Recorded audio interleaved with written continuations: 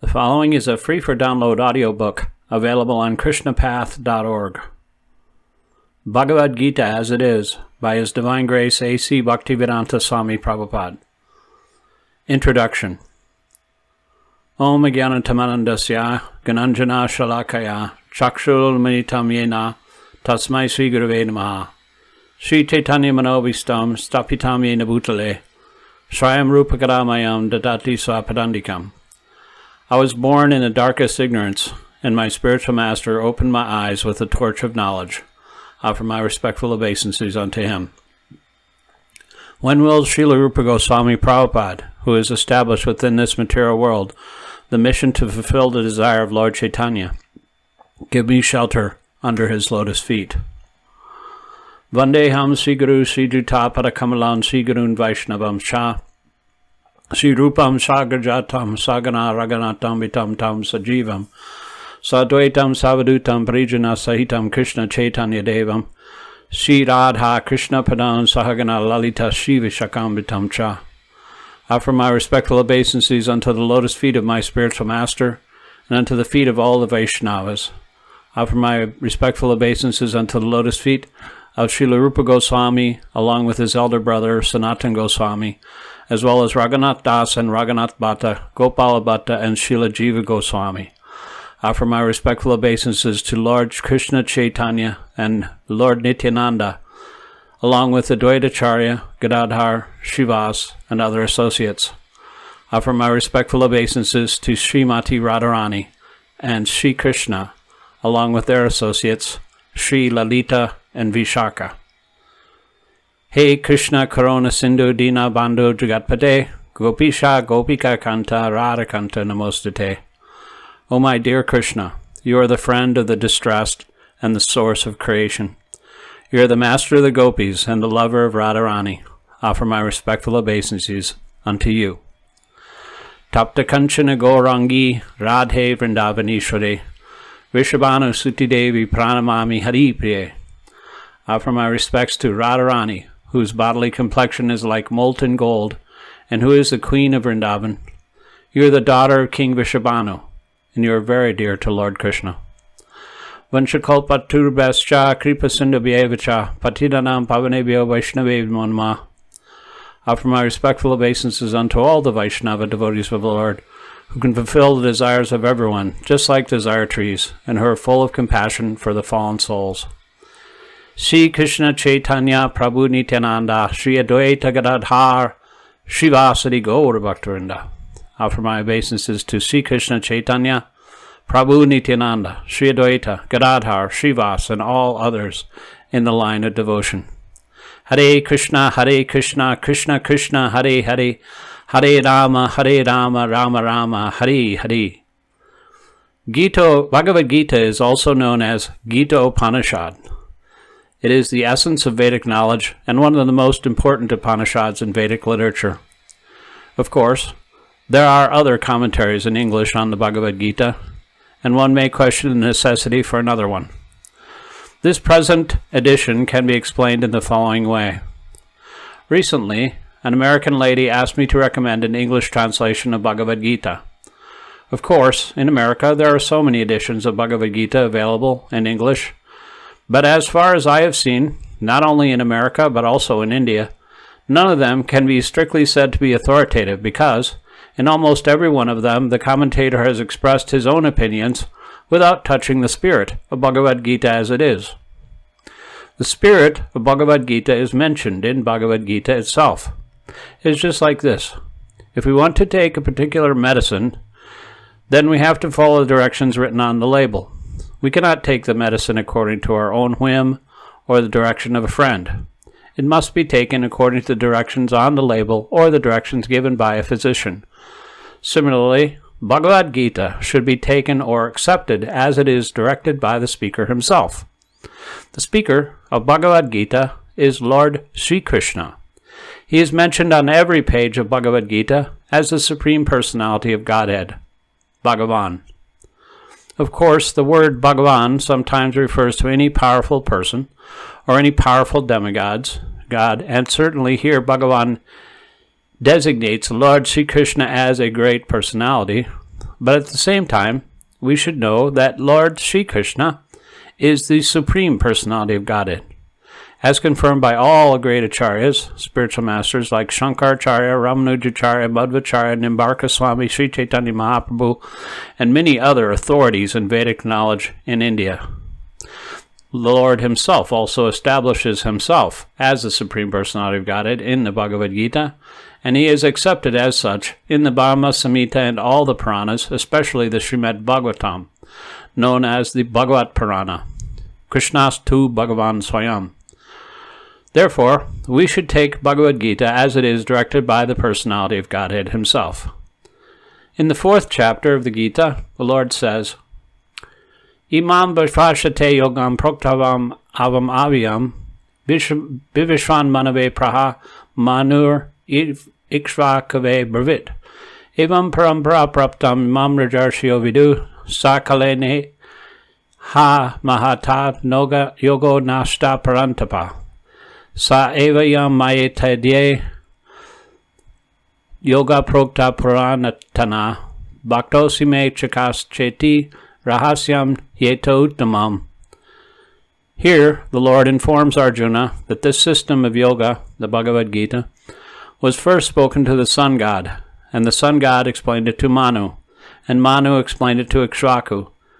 And in that way, by disciplic succession, one speaker after another, this yoga system has been coming down. But in the course of time, it became lost. Consequently, the Lord has to speak it again, this time to Arjuna on the battlefield of Kurukshetra. He tells Arjuna that he is relating this supreme secret to him because he is his devotee and his friend. The purport is that Bhagavad Gita is a treatise which is especially meant for the devotee of the Lord. There are 3 classes of transcendentalists, namely the Jnani, the Yogi, and the Bhakta, or the impersonalist, the meditator, and the devotee. Here, the Lord clearly tells Arjuna that he is making him the first receiver of a new parampara, disciplic succession, because the old succession was broken. It was the Lord's wish, therefore, to establish another parampara in the same line of thought that was coming down from the sun god to others, and it was his wish that his teaching be distributed anew by Arjuna. He wanted Arjuna to become the authority in understanding the Bhagavad Gita. So, we see that Bhagavad Gita is instructed to Arjuna especially because Arjuna was a devotee of the Lord, a direct student of Krishna, and his intimate friend. Therefore, Bhagavad Gita is best understood by a person who has similar qualities to Arjuna's. That is to say, he must be a devotee in a direct relationship with the Lord. As soon as one becomes a devotee of the Lord, he also has a direct relationship with the Lord. That is a very elaborate subject matter, but briefly it can be stated that a devotee in a relationship with the Supreme Personality of Godhead is in one of 5 ways. Number 1, he may be a devotee in a passive state. 2, one may be a devotee in an active state. 3, one may be a devotee as a friend. 4, one may be a devotee as a parent. 5, one may be a devotee as a conjugal lover. Arjuna was in a relationship with the Lord as friend. Of course, there is a gulf of difference between this friendship and the friendship found in the material world. This is transcendental friendship, which cannot be had by everyone. Of course, everyone has a particular relationship with the Lord, and that relationship is evoked by the perfection of devotional service. But in the present status of our life, we have not only forgotten the Supreme Lord, but we have forgotten our eternal relationship with the Lord. Every living being, out of many, many billions and trillions of living beings, has a particular relationship with the Lord eternally. That is called Swarup. By the process of devotional service, one can revive that Swarup, and that stage is called Swarup Siddhi, perfection of one's constitutional position. So, Arjuna was a devotee, and he was in touch with the Supreme Lord in friendship. How Arjuna accepted this Bhagavad Gita should be noted. His manner of acceptance is given in the 10th chapter. Arjuna Vacha Param Brahma Param Dhamma Pavitram Paramam Bhavam Purusham Satsvatam Divyam Adi Devam Vijam Vibhum. Ahushtam Rashaya Sarve Deva Shir Naradastata Asita Devala Vyas Swam Chaiva Bivishime Sarvamita Ditam Manye Yanmam Vadasi Keshava Nahi Te Bhagavan Vyaktim Vidur Deva Nadanava. Arjuna said, "You are the Supreme Brahman, the ultimate, the supreme abode and purifier, the absolute truth, and the eternal divine person. You are the primal God, transcendental and original, and you are the unborn and all-pervading beauty."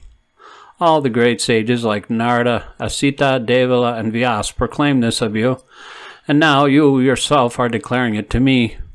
O Krishna, I totally accept as truth all that you have told me. Neither gods nor demons, O Lord, know thy personality. End quote. Bhagavad Gita 12 through 14. After hearing Bhagavad Gita from the Supreme Personality of Godhead, Arjuna accepted Krishna as Param Brahma, the Supreme Brahman. Every living being is Brahman, but the Supreme Living Being, the Supreme Personality of Godhead, is the Supreme Brahman. Param Dhamma means that he is the supreme rest or abode of everything. Pavitram means that he is pure, untainted by material contamination. Purusham means that he is the supreme enjoyer. Divyam, transcendental. Adidevam, the Supreme Personality of Godhead. Ajam, the unborn. And Vibhum, the greatest, the all-pervading. Now, one may think that because Krishna was the friend of Arjuna, Arjuna was telling him all this by the way of flattery. But Arjuna, just to drive out this kind of doubt from the minds of the readers of Bhagavad Gita, substantiates these praises in the next verse when he says that Krishna is accepted as the Supreme Personality of Godhead, not only by himself, but by authorities like the sage Narada, Asita, Devala, Vyasadeva, and so on. These are great personalities who distribute the Vedic knowledge as it is accepted by all acharyas.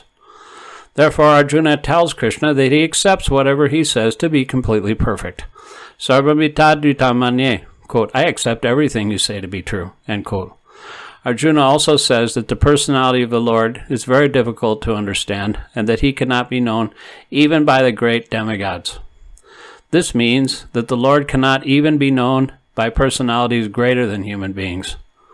So, how can a human being understand Sri Krishna without becoming his devotee? Therefore, Bhagavad Gita should be taken up in a spirit of devotion. One should not think that he is equal to Krishna, nor should he think that Krishna is an ordinary personality or even a very great personality. Lord Sri Krishna is the Supreme Personality of Godhead, at least theoretically, according to the statements of Bhagavad Gita or the statements of Arjuna, the person who is trying to understand the Bhagavad Gita. We should therefore at least theoretically accept Sri Krishna as the Supreme Personality of Godhead, and with that submissive spirit, we can understand the Bhagavad Gita. Unless one reads the Bhagavad Gita in a submissive spirit, it is very difficult to understand Bhagavad Gita, because it is a great mystery. Just what is the Bhagavad Gita? The purpose of Bhagavad Gita is to deliver mankind from the nascience of material existence. Every man is in difficulty in so many ways, as Arjuna was also in difficulty in having to fight the battle of Kurukshetra. Arjuna surrendered unto Sri Krishna, and consequently this Bhagavad Gita was spoken. Not only Arjuna, but every one of us is full of anxieties because of this material existence. Our very existence is in the atmosphere of non-existence. Actually, we are not meant to be threatened by non-existence. Our existence is eternal. But somehow or other we are put into asat. Asat refers to that which does not exist. Out of so many human beings who are suffering, there are a few who are actually inquiring about their position as to what they are, why they are put into this awkward position, and so on. Unless one is awakened to this position of questioning his suffering, unless he realizes that he doesn't want suffering but rather wants to make a solution to all sufferings, then one is not to be considered a perfect human being. Humanity begins when this sort of inquiry is awakened in one's mind. In the Brahma Sutra, this inquiry is called Brahma Jignasa. Every activity of the human being is considered a failure unless he inquires about the nature of the Absolute. Therefore, those who begin to question why they are suffering and where they came from and where they shall go after death are proper students for understanding Bhagavad Gita. The sincere student should also have a firm respect for the Supreme Personality of Godhead. Such a student was Arjuna. Lord Krishna descends specifically to re-establish the real purpose of life when man forgets that purpose. Even then, out of many, many human beings who awaken, there may be one who actually enters the spirit of the understanding his position, and for him this Bhagavad Gita is spoken. Actually, we are all followed by the tiger of nescience, but the Lord is very merciful upon living entities, especially human beings. To this end, he spoke the Bhagavad Gita, making his friend Arjuna his student. Being an associate of Lord Krishna, Arjuna was above all ignorance. But Arjuna was put into ignorance on the battlefield of Kurukshetra just to question Lord Krishna about the problems of life so that the Lord could explain them for the benefit of future generations of human beings and chalk out the plan of life. Then man could act accordingly and perfect the mission of human life. The subjects of the Bhagavad Gita entails the comprehension of 5 basic truths. First of all, the science of God is explained, and then the constitutional position of the living entities, jivas. There is Ishvar, which means controller, and there are jivas, the living entities which are controlled. If a living entity says that he is not controlled, but that he is free, then he is insane. The living being is controlled in every respect, at least in his conditioned life. So, in the Bhagavad Gita, the subject matter deals with the Ishwar, the Supreme Controller, and the Jivas, the controlled living entities. Prakriti, material nature, and time, the duration of existence of the whole universe or the manifestation of material nature, and karma, activity, are also discussed. The cosmic manifestation is full of different activities. All living entities are engaged in different activities. From Bhagavad Gita, we must learn what God is, what the living entities are, what Prakriti is, what the cosmic manifestation is, and how it is controlled by time, and what the activities of the living entities are. Out of these 5 basic subject matters in Bhagavad Gita, it is established that the Supreme Godhead, or Krishna, or Brahman, or Supreme Controller, or Paramatma, you may use whatever name you like, is the greatest of all. The living beings are in quality like the Supreme Controller. For instance, the Lord has control over the material universal affairs, over material nature, etc., as will be explained in the later chapters of Bhagavad Gita. Material nature is not independent. She is acting under the directions of the Supreme Lord. As Lord Krishna says, quote, Prakriti is working under my direction, end quote. When we see wonderful things happening in the cosmic nature, we should know that behind this cosmic manifestation, there is a controller. Nothing could be manifested without being controlled. It is childish not to consider the controller. For instance, a child may think that an automobile is quite wonderful to be able to run without a horse or another animal pulling it. But a sane man knows the nature of the automobile's engineering arrangement. He always knows that behind the machinery there is a man, a driver. Similarly, the Supreme Lord is a driver under whose direction everything is working. Now, the jivas, or the living entities, have been accepted by the Lord, as we will note in the later chapters, as his parts and parcels. A particle of gold is also gold. A drop of water from the ocean is also salty. And similarly, we, the living entities, being part and parcel of the Supreme Controller, Ishvara, or Bhagavan, Lord Shri Krishna, have all the qualities of the Supreme Lord in minute quantity, because we are minute Ishwaras, subordinate Ishwaras. We are trying to control nature, as presently we are trying to control space or planets, and this tendency to control is there because it is in Krishna. But although we have a tendency to lord it over material nature, we should know that we are not the Supreme Controller. This is explained in Bhagavad Gita. What is material nature? This is also explained in Gita as inferior prakriti, inferior nature. Living entity is explained as the superior prakriti. Prakriti is always under control, whether inferior or superior. Prakriti is female, and she is controlled by the Lord, just as the activities of a wife are controlled by the husband. Prakriti is always subordinate, predominated by the Lord, who is the predominator. The living entities and material nature are both predominated and controlled by the Supreme Lord. According to the Gita, the living entities, although parts and parcels of the Supreme Lord, are to be considered Prakriti. This is clearly mentioned in the 7th chapter, 5th verse of Bhagavad Gita. Aparyastitasthanyam. This Prakriti is my lower nature, end quote. Prakritim vedime param jiva bhuta mahabaho yayadam dayate jagat. And beyond this, there is another Prakriti, Jiva Bhuta, the living entity. Prakriti itself is constituted by three qualities: the mode of goodness, the mode of passion, and the mode of ignorance. Above these modes, there is eternal time, and by a combination of these modes of nature and under the control and purview of eternal time, there are activities which are called karma. These activities are being carried out from time immemorial, and we are suffering or enjoying the fruits of our activities. For instance, suppose I am a businessman, and I've worked very hard with intelligence and have amassed a great bank balance. Then I am the enjoyer. But then, say I lost all my money in business, then I am a sufferer. Similarly, in every field of life, we enjoy the results of our work, or we suffer the results. This is called karma. Ishvara, the Supreme Lord, Jiva, the living entity, Prakriti, nature, eternal time, and karma, activity, are all explained in the Bhagavad Gita. Out of these five, the Lord, the living entities, material nature, and time are eternal. The manifestation of Prakriti may be temporary, but it is not false. Some philosophers say that the manifestation of material nature is false. But according to the philosophy of Bhagavad Gita, or according to the philosophy of Vaishnavas, this is not so. The manifestation of the world is not accepted as false. It is accepted as real, but temporary.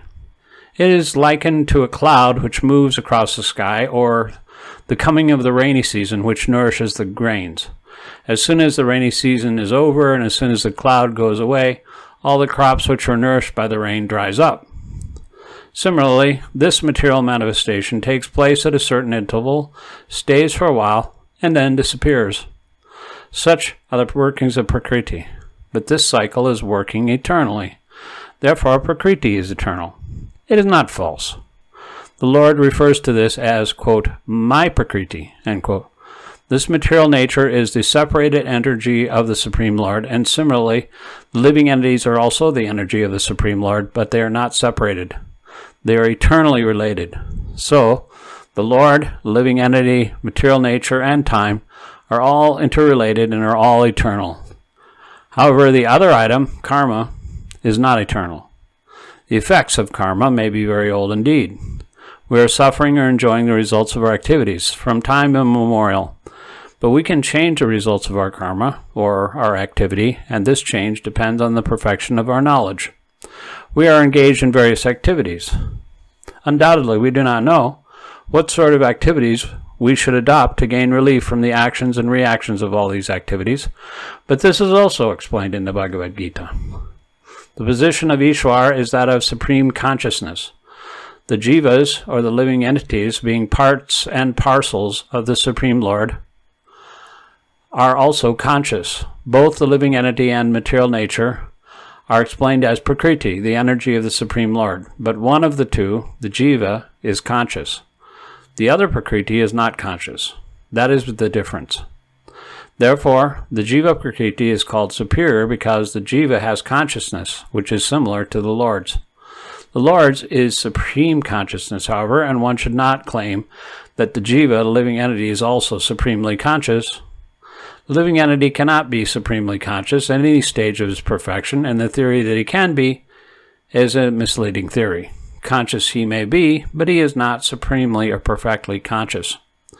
The distinction between the jiva and the Ishvara will be explained in the 13th chapter of Bhagavad Gita. The Lord is Chittagna, conscious, as is the living being, but the living being is conscious of his particular body, whereas the Lord is conscious of all bodies.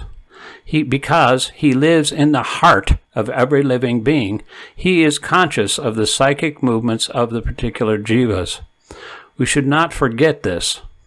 It is also explained that the Paramatma, the Supreme Personality of Godhead, is living in everyone's heart as Ishvara, as the controller, and that he is giving directions for the living entity to act as he desires. The living entity forgets what to do.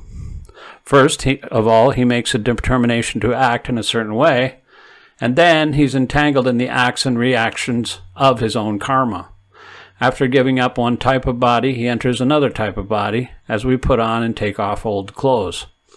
Thus, the soul migrates and suffers the actions and reactions of his past activities.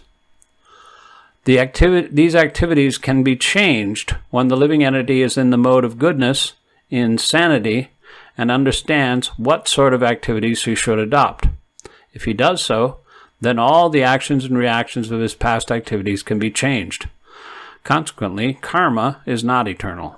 Therefore, we stated that of the 5 items, Ishvara, Jiva, Prakriti, time, and karma, 4 are eternal, whereas karma is not eternal. The Supreme Conscious Ishvara is similar to the living entity in this way. Both the consciousness of the Lord and that of the living entity are transcendental. It is not that consciousness is generated by the association of matter. That is a mistaken idea. The theory that consciousness develops under certain circumstances of the material combination is not accepted in the Bhagavad Gita. Consciousness may be pervertedly reflected by the covering of material circumstances, just as light reflected through colored glass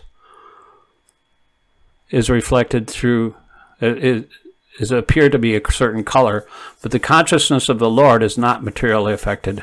The Lord says, Maya Dakshina Prakriti. When he descends into the material universe, his consciousness is not materially affected. If he were so affected, he would be unfit to speak on the transcendental matters, as he does in the Bhagavad Gita. One cannot say anything about the transcendental world without being freed from material contaminated consciousness. So the Lord is not materially contaminated. Our consciousness, at the present moment, however, is materially contaminated. The Bhagavad Gita teaches that we have to purify this materially contaminated consciousness. In pure consciousness, our actions will be dovetailed to the will of the Ishvara, and that will make us happy. It is not that we have to cease all activities. Rather, our activities are to be purified, and purified activities are called bhakti. Activities in bhakti appear to be like ordinary activities, but they're not contaminated. An ignorant person may see that a devotee is acting and working like an ordinary man, but such a person with a poor fund of knowledge does not know that the activities of the devotee or of the Lord are not contaminated by impure consciousness or matter.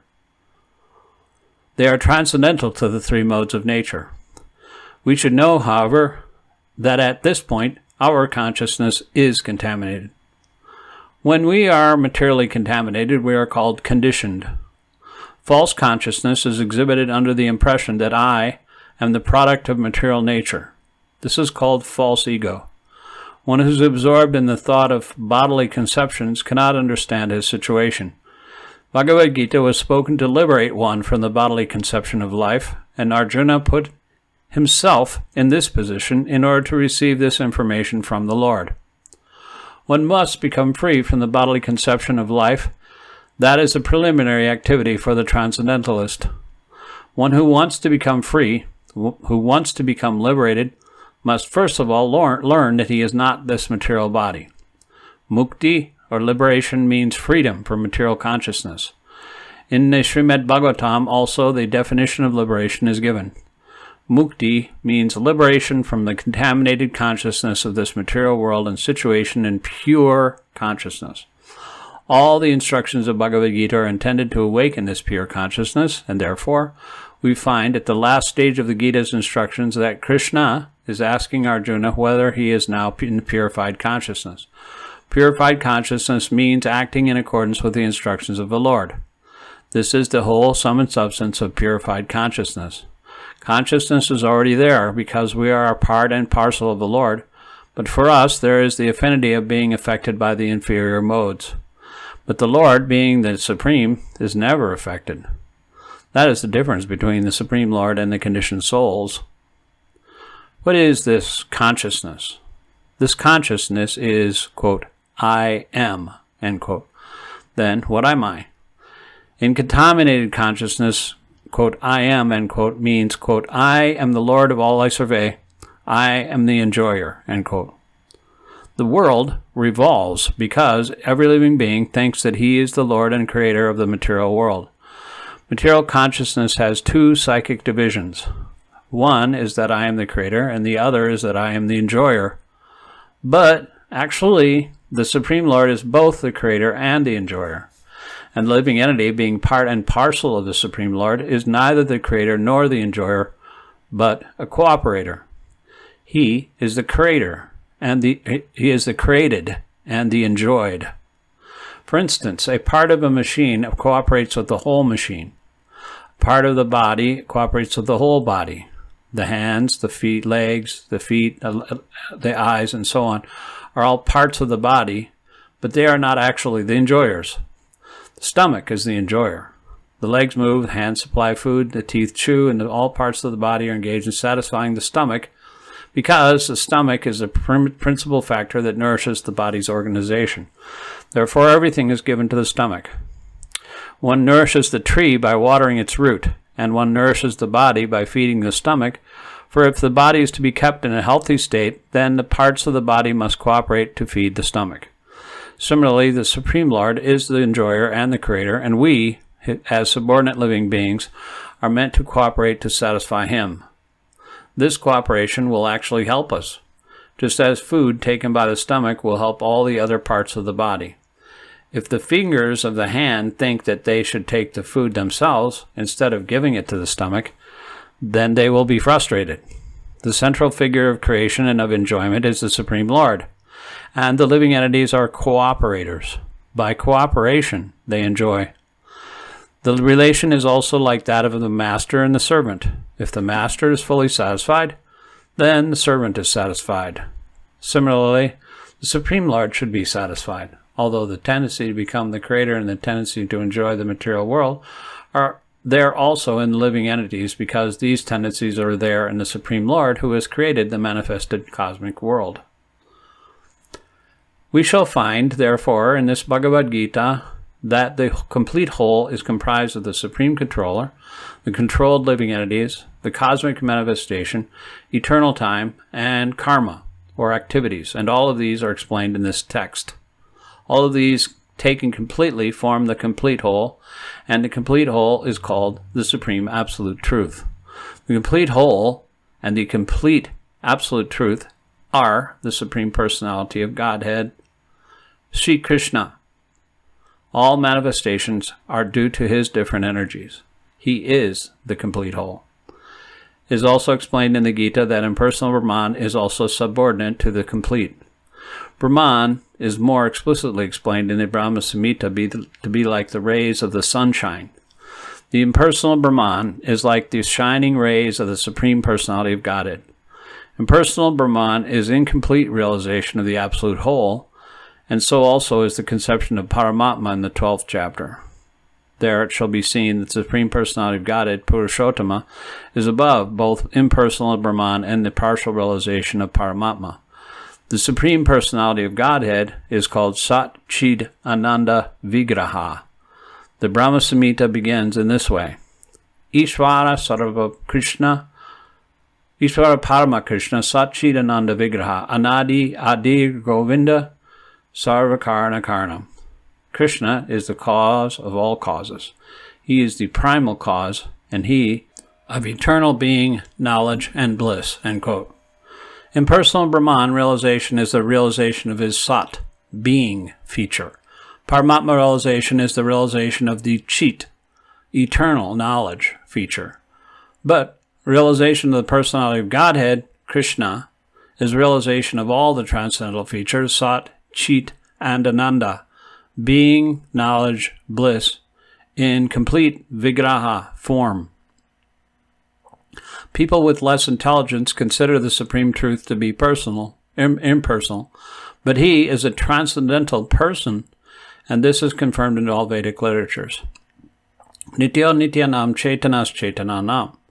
As we are all individual living beings and have our individuality, the Supreme Absolute Truth is also, in the ultimate issue, a person, and realization of the personality of Godhead is realization of all the transcendental features. The complete whole is not formless. If he is formless, or if he is any less than any other thing, then he cannot be the complete whole. The complete whole must have everything within our experience and beyond our experience, otherwise it cannot be complete. The complete whole, personality of Godhead, has immense potencies. How Krishna is acting in different potencies is also explained in Bhagavad Gita. This phenomenal world or material world in which we are placed is also complete in itself because the 24 elements of which this material universe is a temporary manifestation, according to Sankhya philosophy, are completely adjusted to produce complete resources which are necessary for the maintenance and subsistence of this universe. There is nothing extraneous, nor is there anything needed. This manifestation has its own time fixed up by the energy of the Supreme Whole, and when its time is complete, these temporary manifestations will be annihilated by the complete arrangement of the complete. There is complete facility for the small complete units, namely the living entities, to realize the complete, and all sorts of incompleteness are experienced due to incomplete knowledge of the complete. So, Bhagavad Gita contains complete knowledge of Vedic wisdom. All Vedic knowledge is infallible, and Hindus accept Vedic knowledge to be complete and infallible. For example, cow dung is a stool of an animal, and according to Smriti or Vedic injunction, if one touches the stool of an animal, he has to take a bath to purify himself. But in the Vedic scriptures, cow dung is considered to be a purifying agent. One might consider this to be contradictory, but it is accepted because it is Vedic injunction, and indeed, by accepting this, one will not commit a mistake. Subsequently, it has been proved by modern science that cow dung contains all antiseptic properties. So, Vedic knowledge is complete because it is above all doubts and mistakes, and Bhagavad Gita is the essence of all Vedic knowledge. Vedic knowledge is not a question of research. Our research work is imperfect because we are researching things with imperfect senses. We have to accept perfect knowledge which comes down, as it is stated in Bhagavad Gita, by the parampara disciplic succession. We have to receive knowledge from the proper source in disciplic succession, beginning with the Supreme Spiritual Master, the Lord Himself, and handed down to a succession of spiritual masters. Arjuna, the student who took lessons from Lord Sri Krishna, accepts everything that he says without contradicting him. No one is allowed to accept one portion of Bhagavad Gita and not another. No. We must accept Bhagavad Gita without interpretation, without deletion, and without our own whimsical participation in the matter. The Gita should be taken as the most perfect presentation of Vedic knowledge. Vedic knowledge is received from the transcendental sources, and the first words were spoken by the Lord Himself. The words spoken by the Lord are different from the words spoken by the person of the mundane world who is infected with 4 defects. A mundaner is, number 1, sure to commit mistakes. 2, is invariably illusioned. 3, has a tendency to cheat others. And 4, is limited by imperfect senses. With these 4 imperfections, one cannot deliver imperfect knowledge of the all-pervading knowledge, or perfect information of all-pervading knowledge. Vedic knowledge is not imparted by such defective living entities. It was imparted unto the heart of Brahma, the first created living being, and Brahma, in turn, disseminated this knowledge to his sons and disciples, as he originally received it from the Lord. The Lord is Punam, all-perfect, and there is no possibility of his becoming subjected to the laws of material nature. One should therefore be intelligent enough to know that the Lord is the only proprietor of everything in the universe, and that He is the original creator, the creator of Brahma. In the 11th chapter, the Lord is addressed as Prapitamaha, because Brahma is addressed as Pitamaha, the grandfather, and He is the creator of the grandfather. So, no one should claim to be the proprietor of anything. One should accept only the things which are set aside for him by the Lord as his quota for his maintenance. There are many examples given of how we are to utilize those things which are set aside for us by the Lord. This is also explained in Bhagavad Gita.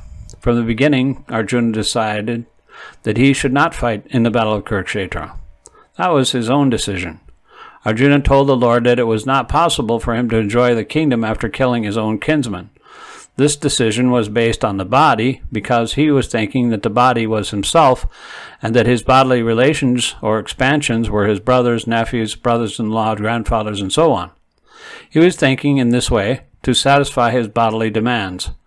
Bhagavad Gita was spoken by the Lord just to change this view, and at the end, Arjuna decides to fight under the directions of the Lord when he says, quote, Karishye vachanam tava, quote, I shall act according to thy word, end quote. In this world, man is not meant to toil like hogs. He must be intelligent to realize the importance of human life and to refuse to act like an ordinary animal.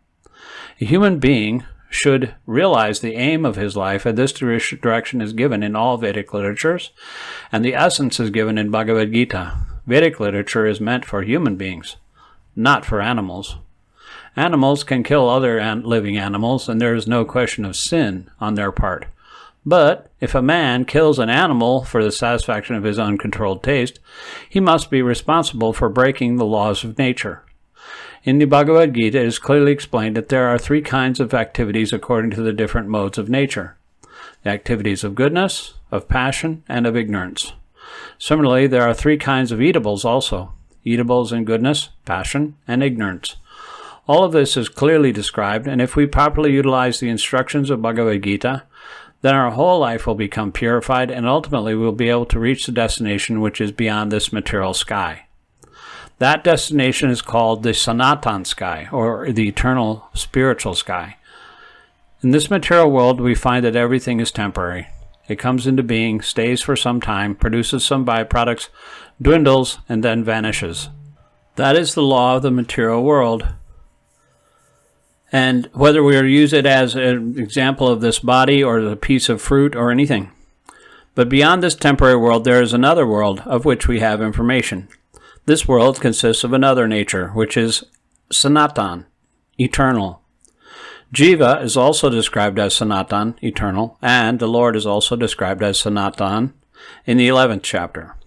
We have an intimate relationship with the Lord, and because we're all qualitatively one, the Sanatan Dharma, or sky, the Sanatan Supreme Personality, and the Sanatan living entities, the whole purpose of Bhagavad Gita is to revive our Sanatan occupation, or Sanatan Dharma, which is the eternal occupation of the living entity. We are temporarily engaged in different activities, but all of these activities can be purified when we give up all these temporary activities and take up the activities which are prescribed by the Supreme Lord. That is called our pure life. The Supreme Lord and his transcendental abode are both Sanatan, as are the living entities, and the combined association of the Supreme Lord and the living entities in the Sanatan abode is the perfection of human life. The Lord is very kind to the living entities because they are his sons. Lord Krishna declares in Bhagavad Gita, Sarvayonishu ham prajapada pita. Quote, I am the father of all, end quote. Of course, there are all types of living entities according to their various karmas, but here the Lord claims that he is the father of all of them.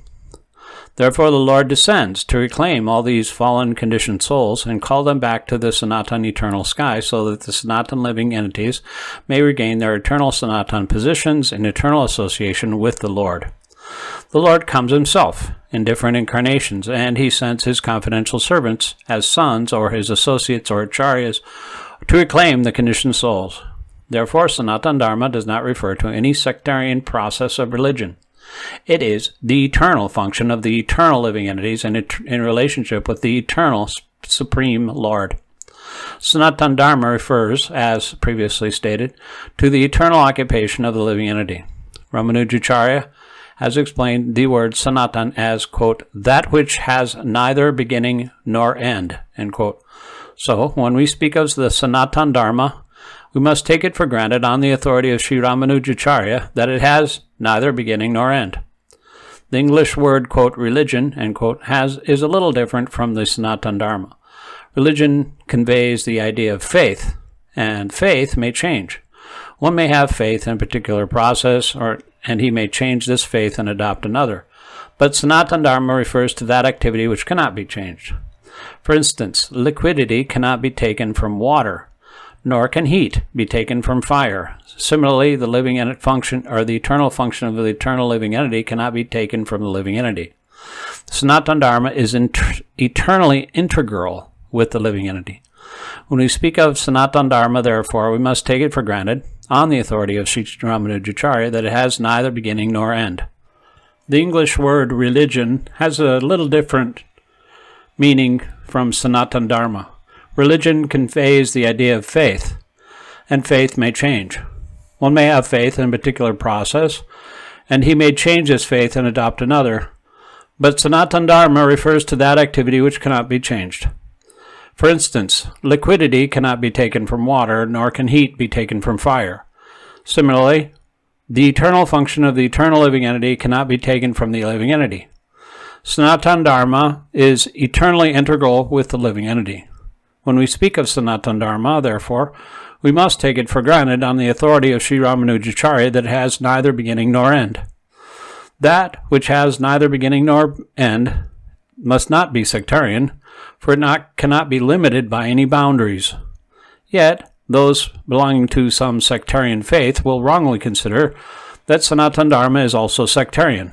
But, if we go deeply into the matter and consider it in the light of modern science, it is possible for us to see that Sanatana Dharma is the business of all the people of the world, nay, of all the living entities in the universe. Non-Sanatana religious faith may have some beginning in the annals of human history, but there is no beginning to the history of Sanatana Dharma because it remains eternally with the living entities. Insofar as the living entities are concerned, the authoritative Shastras state that the living entity has neither birth nor death. In the Gita, it is stated that the living entity is never born and he never dies. He is eternal and indestructible, and he continues to live after the destruction of his temporary material body. In reference to the concept of Sanatana Dharma, we must try to understand the concept of religion from the Sanskrit root meaning of the word. Dharma refers to that which is constantly existing with a particular object. We conclude that there is heat and light along with fire. Without heat and light, there is no meaning to the word fire. Similarly, we must discover the essential part of the living being, that part which is his constant companion. That constant companion is his eternal quality, and that eternal quality is his eternal religion. When Sanatana Goswami asked Sri Chaitanya Mahaprabhu about the Sarup of every living being, the Lord replied that the Sarup, or constitutional position of the living being, is the rendering of service to the Supreme Personality of Godhead. If we analyze this statement of Lord Chaitanya, we can easily see that every living being is constantly engaged in rendering service to another living being. A living being serves other living beings in two capacities. By doing so, the living entity enjoys life. The lower animals serve human beings as servants serve their master. A serves B master, B serves C master, C serves D master, and so on. Under these circumstances, we can see that one friend serves another friend, a mother serves a son, a wife serves the husband serves the wife, and so on. If we go on searching in this spirit, it can be seen that there is no exception in the society of living beings to the activity of service. The politician presents his manifesto for the public to convince them of his capacity for service. The voters therefore give the politician their valuable votes, thinking that he will render valuable service to society. The shopkeeper serves the customer, the artist serves the capitalist serves the family serves the state, in the terms of the eternal capacity of the eternal living being. In this way, we can see that no living being is exempt from rendering service to other living beings, and therefore we can safely conclude that service is the constant companion of the living being, and that the rendering of service is the eternal religion of the living being. Yet, man professes to belong to a particular type of faith with reference to a particular time and circumstance, and thus claims to be Hindu, Muslim, Christian, Buddhist, or any other sect. Such designations are non-Sanatana Dharma. A Hindu may change his faith to become a Muslim, or a Muslim may change his faith to become a Hindu, or a Christian may change his faith, and so on. But in all circumstances, the changes of religious faith does not affect the eternal occupation of rendering service to others. The Hindu, Muslim, or Christian in all circumstances is servant of someone. Thus, to profess a particular type of sect is not to profess one Sanatana Dharma. The rendering of service is Sanatana Dharma. Factually, we are related to the Supreme Lord in service. The Supreme Lord is the supreme enjoyer, and we living entities are his servitors. We are created for his enjoyment, and if we participate in that eternal enjoyment with the Supreme Personality of Godhead, we become happy. We cannot become happy otherwise. It is not possible to be happy independently, just as no one part of the body can be happy without cooperating with the stomach. It is not possible for the living entity to be happy without rendering transcendental loving service unto the Supreme Lord. In the Bhagavad Gita, worship of different demigods or rendering service to them is not approved. It is stated in the 7th chapter, 20th verse, Kamastastai Ritagyana Prabhatyante Niya Devata Tam Tam Niyamam Astaya Prakritas Niyata Swaya. Quote, those whose minds are distorted by material desires surrender unto demigods and follow the particular rules and regulations of worship according to their own natures. End quote. Bhagavad Gita 7:20. Here it is plainly said that those who are directed by lust worship the demigods and not the Supreme Lord, Krishna. When we mention the name Krishna, we do not refer to any sectarian name. Krishna means the highest pleasure, and it is confirmed that the Supreme Lord is the reservoir or storehouse of all pleasure. We're all hankering after pleasure. Anandamayo Bhyasat. The living entities, like the Lord, are full of consciousness, and they are after happiness. The Lord is perpetually happy, and if living entities associate with the Lord, cooperate with him, and take part in his association, then they also become happy. The Lord descends to this mortal world to show his pastimes in Vrindavan, which are full of happiness. When Lord Sri Krishna was in Vrindavan, his activities with his cowherd boyfriends, his damsel friends, with the inhabitants of Vrindavan, and with the cows, are all full of happiness. The total population of Vrindavan knew nothing but Krishna. But Krishna even discouraged his father, Nanda Maharaj, from worshiping the demigod Indra because he wanted to establish the fact that people need not worship any demigod. They need only worship the Supreme Lord because their ultimate goal is to return to his abode. The abode of Lord Sri Krishna is described in the Bhagavad Gita's 15th chapter, 6th verse. Natad bashayate suryo na shashanko na pavaka na gatva na nivartante tadama prabhama mama.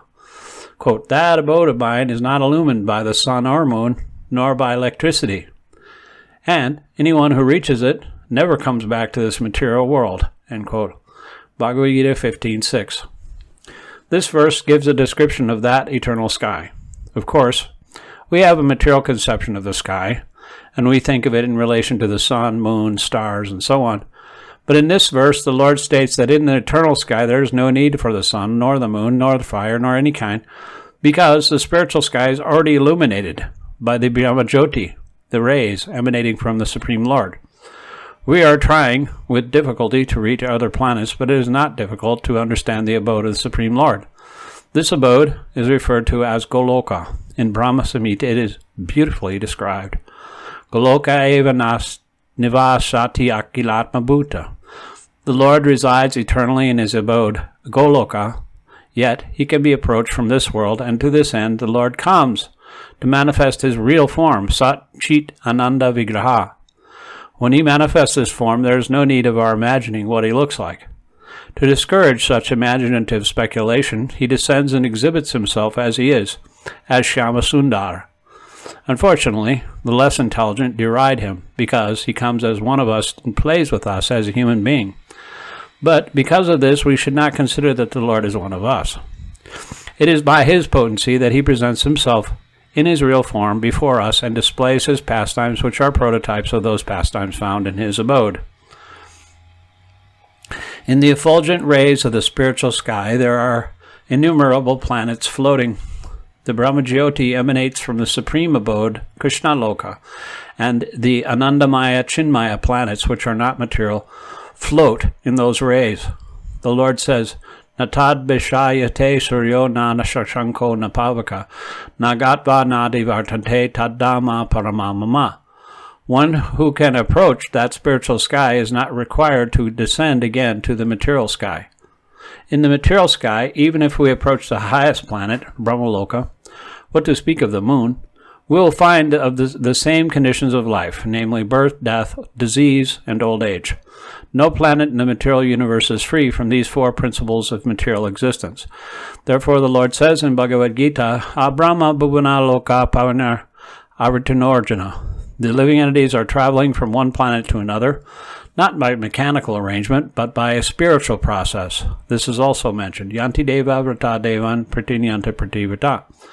No mechanical arrangement is necessary if we want interplanetary travel. The Gita instructs us, Yanti Deva Vrata Devan. The moon, the sun, and higher planets are called Shvargaloka. There are three different statuses of planets, higher, middle, and lower planetary systems. The Earth belongs to the middle planetary system. Bhagavad Gita informs us how to travel to the higher planetary systems, Devaloka, with the very simple formula, Yanti Deva Vrata Devan. We need only worship the particular demigod of that particular planet, and in that way go to the moon, the sun, or any of the higher planetary systems. Yet, Bhagavad Gita does not advise us to go to any of the planets in this material world, because even if we go to Brahmaloka, the highest planet, through some sort of mechanical contrivance, maybe traveling for 40,000 years, and who could live that long, we will still find the material inconveniences of birth, death, disease, and old age. But one who wants to approach the supreme planet, Krishna Loka, or any of the other planets within the spiritual sky, will not meet with these material inconveniences. Amongst all the planets in the spiritual sky, there is one supreme planet called Goloka Vrindavan, which is the original planet in the abode of the original personality of Godhead, Sri Krishna. All of this information is given in Bhagavad Gita, and we are given, through its instruction, information how to leave this material world and begin a truly blissful life in the spiritual sky. In the 15th chapter of Bhagavad Gita, the real picture of the material world is given. It is said there, Urdva mulamada shakam ashratam parhor avyam chadamsi yasyaparnani yastam vedasa vidivit. Quote, the Supreme Lord said, there is a banyan tree which has its roots upwards and its branches down, and the Vedic hymns are its leaves. One who knows this tree is the knower of the Vedas. End quote. Bhagavad Gita 15.1. Here, the material world is described as a tree whose roots are upward and branches are down. We have experience of a tree whose roots are upward. If one stands on the bank of a river or any reservoir of water, he can see that the tree reflected in the water the trees reflected in the water are upside down. The branches go downward and the roots upward. Similarly, this material world is a reflection of the spiritual world. The material world is but a shadow of reality. In the shadow, there is no reality or substantiality, but from the shadow, we can understand that there is substance and reality. In the desert, there is no water, but the mirage suggests that there is such a thing as water. In the material world, there is no water, there is no happiness, but the real water of actual happiness is there in the spiritual world. The Lord suggests that we attain the spiritual world in the following manner. Nirmana moha jita sangadosh adhyatma nitya vinirita kama dundvair vimukta shukadukha samyar gajanti amudha param avyam tat. That padam avyam, or eternal kingdom, can be reached by one who is nirmana moha. What does this mean? We are after designations. Someone wants to become a son, someone wants to become a lord, someone wants to become a rich president, a rich man, or king, or something else. As long as we're attached to these designations, we're attached to the body, because designations belong to the body. But we are not these bodies, and realizing this is the first stage in spiritual realization. We're associating with the three modes of material nature, but we must become detached through devotional service to the Lord. If we are not attached to devotional service of the Lord, then we cannot become detached from the modes of material nature. Designations and attachments are due to our lust and desire, our wanting to lord it over material nature. As long as we do not give up this propensity for lording it over material nature, there is no possibility of returning to the kingdom of the Supreme, the Sanatana Dharma. That eternal kingdom, which is never destroyed, can be approached by one who is not bewildered by the attractions of false material enjoyments, who is situated in the service of the Supreme Lord. One so situated can easily approach that supreme abode. Elsewhere in the Gita it is stated, Avyakta chara iti uktas tamahu paramam gatim, yam prapya nanivartante tadama paramamama. Avyakta means unmanifested. Not even all of the material world is manifested before us. Our senses are so imperfect that we cannot even see all the stars within this material universe. In Vedic literatures, we can receive much information about all the planets, and we can believe it or not believe it. All the important planets are described in Vedic literatures, especially Srimad Bhagavatam, and the spiritual world, which is beyond this material sky, is described as avyakta, unmanifested. One should desire and hanker after that supreme kingdom, for when one attains that kingdom, he does not have to return to this material world. Next, one may raise the question of how one goes about approaching that abode of the Supreme Lord. Information of this is given in the 8th chapter. It is said there, Ante kale chamam aiva smaram muktva kalevaram ya prapyati sana bhavam yati nasti atrasamsaya. Quote, anyone who quits his body at the end of life, remembering me, attains immediately to my nature, and that there is no doubt of this, end quote. Bhagavad Gita 8.5. One who thinks of Krishna at the time of death goes to Krishna. One must remember the form of Krishna. If he quits his body thinking of this form, he approaches the spiritual kingdom. Madbhavam refers to the supreme nature of the Supreme Being. The Supreme Being is Satchidananda Vigraha, eternal, full of knowledge and bliss. Our present body is not Satchidananda. It is Asat, not Sat. It is not eternal. It is perishable. It is not Chit, full of knowledge, but it is full of ignorance. We have no knowledge of the spiritual kingdom, nor do we even have perfect knowledge of this material world, where there are so many things unknown to us. The body is also Nirananda. Instead of being full of bliss, it is full of misery.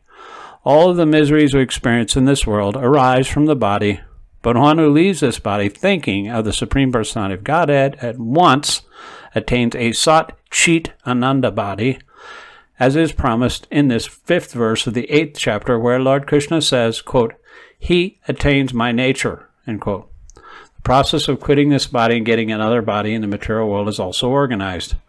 A man dies after it has been decided what form of body he will have in his next life. Higher authorities, not the living entity himself, make this decision. According to our activities in this life, we either rise or sink. This life is a preparation for the next life. If we can prepare, therefore, in this life to get promotion to the kingdom of God, then surely, after quitting this material body, we will attain a spiritual body just like the Lord. As explained before, there are different kinds of transcendentalists, the Brahmavadi, Paramatmavadi, and the devotee. And as mentioned, the Brahma-Jyoti, spiritual sky. There are innumerable spiritual planets. The number of these planets is far, far greater than all the planets of this material world. This material world has been approximated as only 1/4 of the creation. In this material segment, there are millions and billions of universes with trillions of planets and suns, stars, and moons. But this whole material creation is only a fragment of the total creation. Most of the creation is in the spiritual sky. One who desires to merge into the existence of the Supreme Brahman is at once transferred to the Brahma-Jyoti of the Supreme Lord and thus attains the spiritual sky. The devotee who wants to enjoy the association of the Lord enters into the Vaikuntha planets, which are innumerable, and the Supreme Lord, by his plenary expansions as Narayan with 4 hands and with different names like Pradumna, Aniruddha, Govinda, etc., associates with him there. Therefore, at the end of life, the Transcendentalists either think of the Brahma-Jyoti, the Paramatma, or the Supreme Personality of Godhead, Sri Krishna. In all cases, they enter into the spiritual sky, but only the devotee, or he who is in personal touch with the Supreme Lord, enters into the Vaikuntha planets. The Lord further adds that of this, quote, there is no doubt, end quote. This must be believed firmly. We should not reject that which does not tally with our imagination. Our attitude should be that of Arjuna. Quote, I believe everything you have said, end quote. Therefore, when the Lord says that at the time of death, whoever thinks of him as Brahman or Paramatma, or as the personality of Godhead, certainly enters into the spiritual sky. There is no doubt about it. There is no question of disbelieving it. The information on how to think of the Supreme Being at the time of death is also given in the Gita. Yam yam vapi smaram bhavam tajyanti ante kalevaram yat tam tam evaite konteya sada tat bhava bhavita. Quote, in whatever condition one quits his present body, in his next life he will attain to that state of being without fail. End quote. Bhagavad Gita 8.6. Material nature is a display of one of the energies of the Supreme Lord. In the Vishnu Purana, the total energies of the Supreme Lord as Vishnu Shakti Paraprokta, etc. are delineated. The Supreme Lord has diverse and innumerable energies which are beyond our conception. However, great learned sages or liberated souls have studied these energies and have analyzed them in three parts.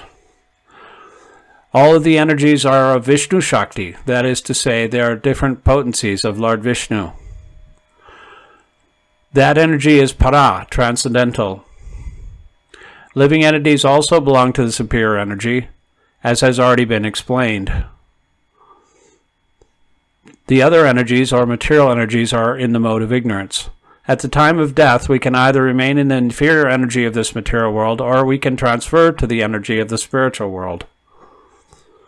In life, we are accustomed to thinking either of the material world or the spiritual energy. There are so many literatures which fill our thoughts with the material energy, newspapers, novels, etc. Our thinking, which is now absorbed in these literatures, must be transferred to the Vedic literatures. The great sages, therefore, have written so many Vedic literatures, such as the Puranas, etc. The Puranas are not imaginative. They are historical records.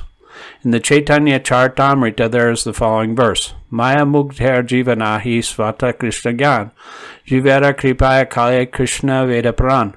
Chaitanya Charitamrita 21:22. The forgetful living entities or conditioned souls have forgotten their relationship with the Supreme Lord, and they are engrossed in thinking of material activities. Just to transfer their thinking power to the spiritual sky, Krishna has given a great number of Vedic literatures. First, he divided the Vedas into 4. Then he explained them in the Puranas, and for less capable people, he wrote the Mahabharata. In the Mahabharata, there is given the Bhagavad Gita. Then, all the Vedic literature is summarized in the Vedanta Sutra, and for future guidance, he gave a natural commentation on Vedanta Sutra called Srimad Bhagavatam. We must always engage our minds in reading these Vedic literatures.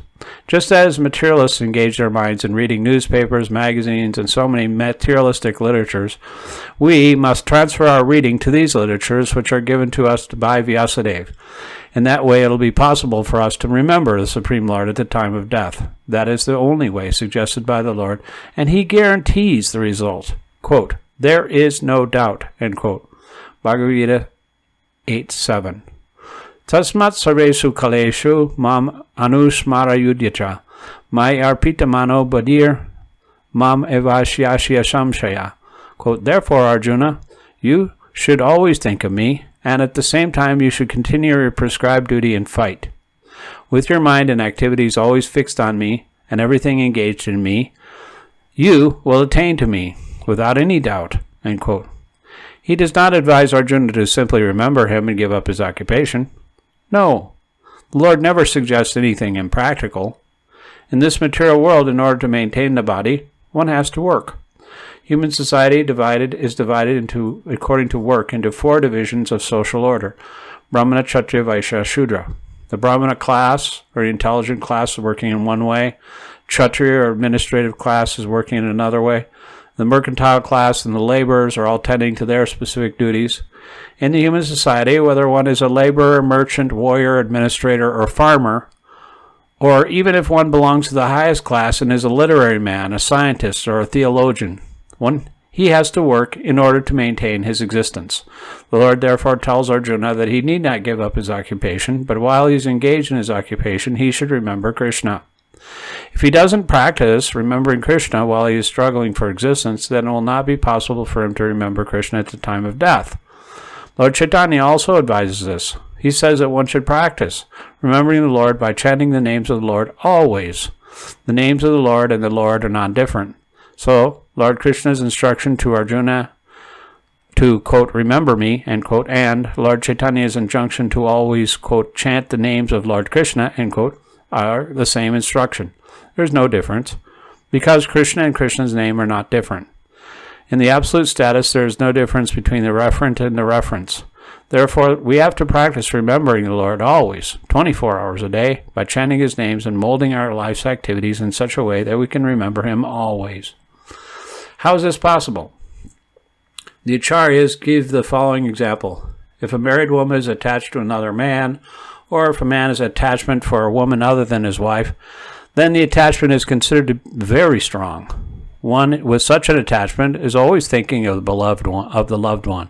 The wife who is thinking of her lover is always thinking of meeting him, even while she is carrying out her household chores. In fact, she carries out her household work even more carefully, so her husband will not suspect her attachment. Similarly, we should always remember the supreme lover, Sri Krishna, at the same time perform our material duties very nicely. A strong sense of love is required here. If we have a strong sense of love for the Supreme Lord, then we can discharge our duty and at the same time remember him. But we have to develop that sense of love.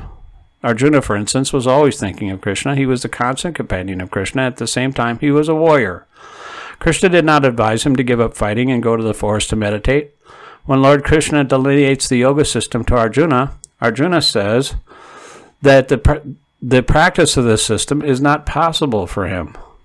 Arjuna vacha yoyam yogastoya prokta samyena marasudana eta shayam napashyami chanchalatvat sitim stidam. Arjuna said, quote, O Madhusudana, the system of yoga which you have summarized appears impractical and unendurable to me, for the mind is restless and unsteady, end quote.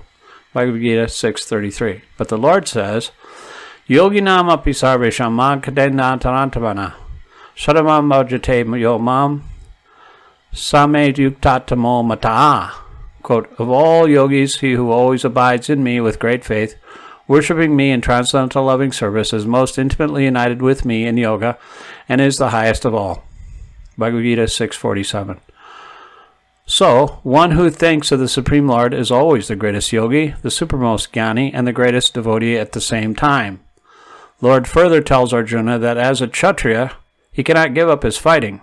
But if Arjuna fights remembering Krishna, then he will be able to remember him at the time of death. But one must be completely surrendered in the transcendental loving service of the Lord. We work not with our body, actually, but with our mind and intelligence. So, if the intelligence and the mind are always engaged in the thought of the Supreme Lord, then naturally the senses are also engaged in his service.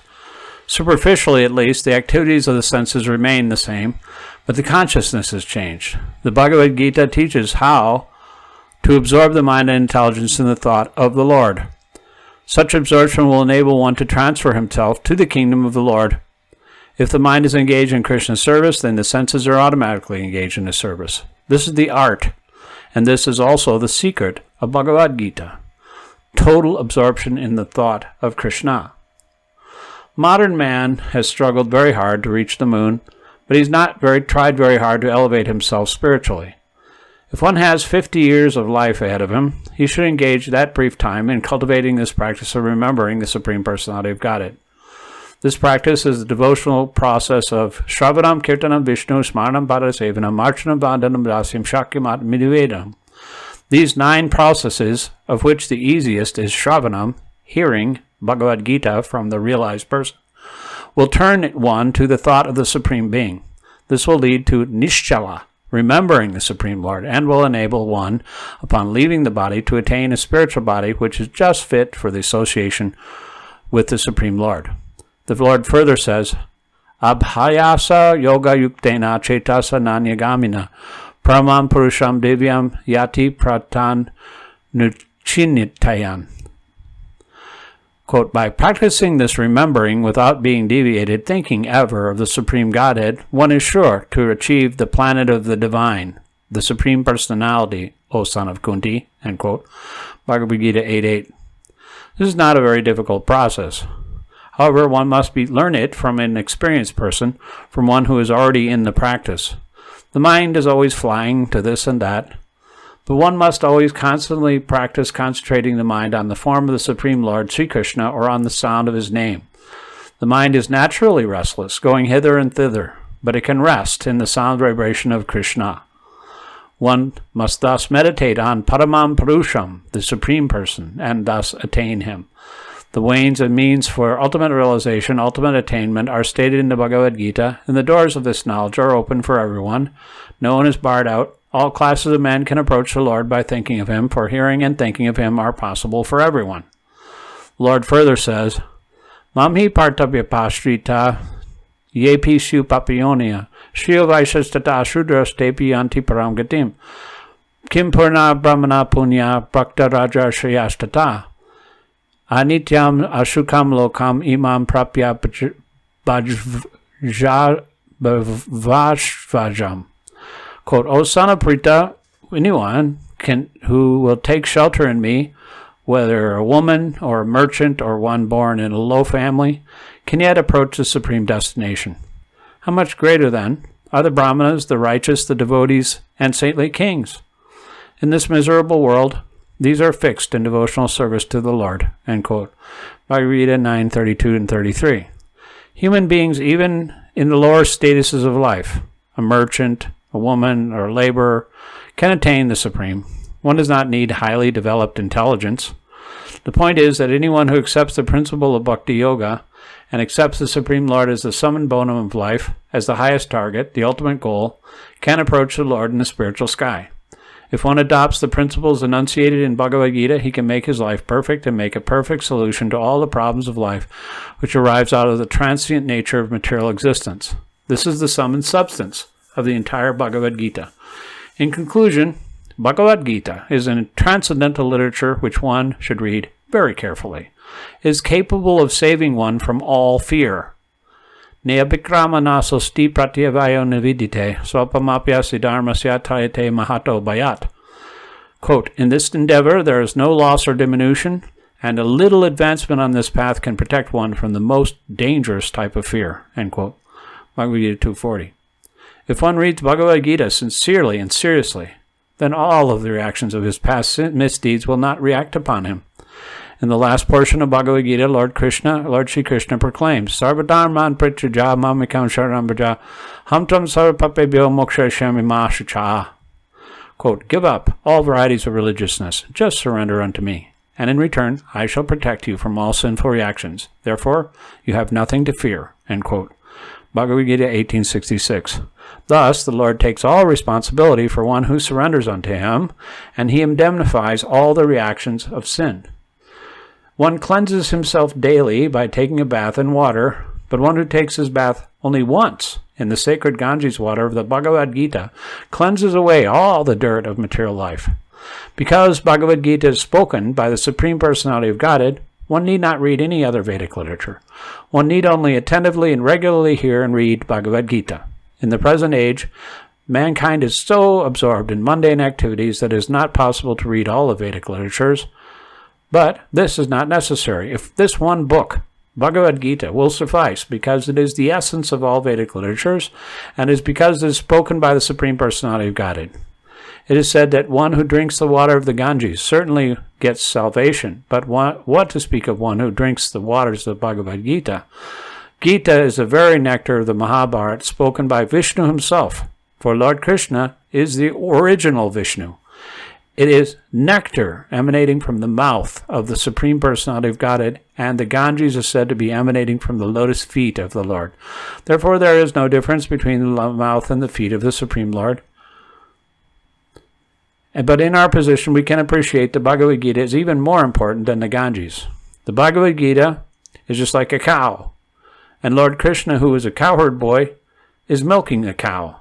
The milk is the essence of the Vedas, and Arjuna is just like a calf.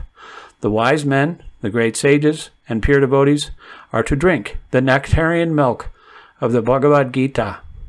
In this present day, man is very eager to have one scripture, one God, one religion, and one occupation. So let there be one common scripture for the whole world, Bhagavad Gita, and let there be one God for the whole world, Sri Krishna, and one mantra only, Hare Krishna, Krishna Krishna, Hare Hare, Hare Rama, Rama Rama, Hare Hare. And let there be one work only, the service of the Supreme Personality of Godhead.